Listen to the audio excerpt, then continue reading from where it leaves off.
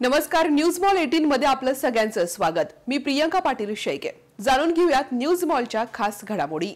महाविकास आघाडीच्या वतीने अहमदनगर येथील जिल्हाधिकारी कार्यालयाच्या समोर जनआक्रोश शेतकरी आंदोलनाचा मोठा एल्गार पाहायला मिळाला। खासदार निलेश लंके यांनी 1 महिन्यापूर्वी शेतकऱ्यांना कांदा आणि दुधासाठी आपण मोठं आंदोलन छेडणार आहोत असं कमिटमेंट केलं होतं आणि तेच कमिटमेंट आज खासदार निलेश लंके यांनी पूर्ण केलं। त्यासाठी आज शेतकऱ्यांसोबत ते बैलगाडीतून जिल्हाधिकारी कार्यालय या ठिकाणी दाखल झाले। सोबत बैल, गाया, म्हशी हे सगळं घेऊन जिल्हाधिकारी कार्यालयाच्या गेटला त्यांनी बांधले। उपस्थित पोलीस कर्मचाऱ्यांना त्यांनी दुपारी दुधाचं वाटपही केलं आणि दिवसभर शेतकऱ्यांसमवेत भर उन्हात त्यांनी मांडी घालून खाली आंदोलन केलं। दरम्यानच्या काळामध्ये या आंदोलनात काही भजनी मंडळींनी भजनही गायलं। हातामध्ये टाळ घेऊन खासदार निलेश लंके हे भजनात तल्लीन झाले। खासदार निलेश लंके यांचं निवेदन स्वीकारण्यासाठी प्रशासकीय काही अधिकारी मंडळी आली, मात्र जोपर्यंत कलेक्टर साहेब आमची मागणी ऐकण्यासाठी येत नाहीत, आमच्या शेतकऱ्यांचं गारहाण ऐकत नाहीत, तोपर्यंत आम्ही आंदोलन मागे घेणार नाही असा पावित्रा खासदार निलेश लंके यांनी घेतला आणि त्यामुळे